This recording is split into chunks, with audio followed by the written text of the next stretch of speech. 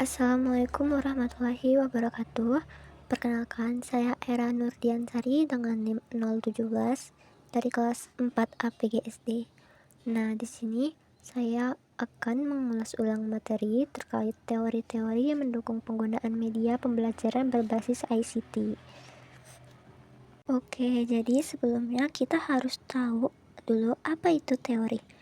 Teori adalah kumpulan konsep, ide, atau penjelasannya disusun secara sistematis untuk menjelaskan suatu fenomena atau peristiwa, serta menjadi dasar dalam bertindak atau mengambil keputusan. Dalam konteks pendidikan, teori digunakan untuk menjelaskan bagaimana proses belajar terjadi dan bagaimana cara mengajar yang efektif. Jadi teori belajar itu memperkuat pembelajaran. Nah, kalau medianya itu didukung oleh teori. Selanjutnya, manfaat adanya teori yaitu sebagai landasan berpikir, membantu memahami proses belajar, menjadi pedoman dalam mengajar, meningkatkan kualitas pembelajaran, membantu memecahkan masalah pembelajaran, dan mendukung penggunaan teknologi atau ICT. Untuk teori yang pertama itu ada teori behaviorisme oleh B.F. Skinner. Nah, di sini sudah dijelaskan, belajar adalah aktivitas yang terjadi di dalam pikiran dan dapat disimpulkan hanya dengan perilaku yang diamati.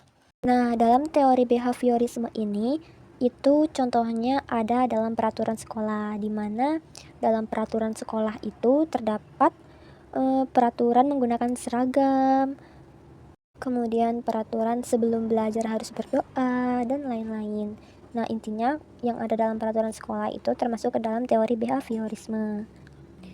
Dalam prinsipnya, belajar disimpulkan dari perilaku. Nah, jadi hasil belajar itu dilihat dari perilakunya dengan adanya perubahan. Perubahan perilaku itu terdiri dari bertambahnya pengetahuan, perubahan sikap, dan bertambahnya keterampilan. Teori ini pembelajaran yang berpusat kepada guru. Dalam perubahan perilaku harus disimpan agar tidak hilang. Teori yang kedua yaitu pemrosesan informasi. Nah, belajar adalah menyandingkan informasi ke dalam memori manusia, mirip dengan cara komputer menyimpan informasi. Jadi supaya tersimpan ke memori, maka harus dikasih tugas dan pengulangan belajar. Dalam prinsipnya, belajar adalah menyandingkan informasi ke dalam ingatan. Jadi seperti adanya encoding dan decoding. Maka noise atau gangguan itu harus dihilangkan. Karena dengan adanya noise itu akan mengganggu konsentrasi. Kemudian ada teori aktivisme sosial. Nah, belajar adalah pertumbuhan individu yang muncul melalui pengalaman sosial. Perkembangan peserta didik didorong melalui aktivitas langsung yang terhubung dengan isu dan masalah dunia nyata. Nah, dalam prinsipnya, pembelajaran memerlukan interaksi sosial antar siswa terhadap masalah dan persoalan yang langsung menjadi perhatian mereka. Jadi, dalam teori aktivisme sosial ini, itu belajar yang baik itu dengan pengalaman sosial dan dengan dunia nyata gitu. Selanjutnya ada teori kognitif sosial.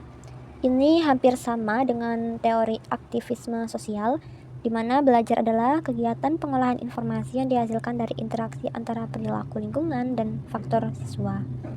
Dalam prinsipnya, pembelajaran memerlukan interaksi sosial antar siswa terhadap masalah dan persoalan yang langsung menjadi perhatian mereka. Jadi teori kognitif sosial ini oleh Albert Bandura itu hampir sama dengan teori aktivisme sosial oleh John Dewey.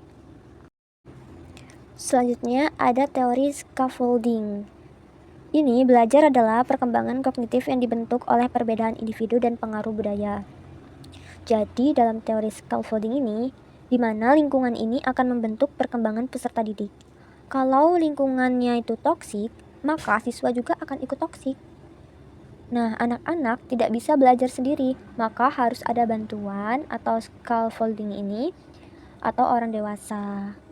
Di mana dalam teori ini orang dewasa itu mendukung pembelajaran melalui scaffolding atau membantu anak mengembangkan apa yang telah mereka ketahui. Oke, kemudian ada teori perkembangan anak. Nah, dalam teori perkembangan ini, belajar adalah pertumbuhan kognitif melalui pematangan neurologis dan sosial. Anak melalui tahapan perkembangan kognitif seperti sensori motor, praoperasional, konkret, dan operasi formal dengan berinteraksi dengan lingkungannya. Jadi tahap sensori motorik ini mulai usia 0-2 bulan. Itu melalui dengan sentuhan. Kalau praoperasional itu dengan bermain, konkret itu nyata, dan operasi formal itu dengan abstrak.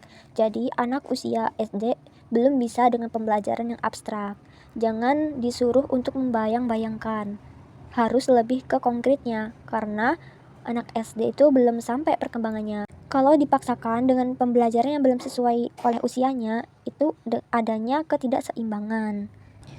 Jadi dalam pembelajaran itu bisa bawakan tiruan boneka, video, replika, dan lain-lain kalau semisalnya tidak bisa menggunakan yang secara langsung atau nyata untuk dibawa ke kelas. Baik, itu pengulasan ulang materi dari saya.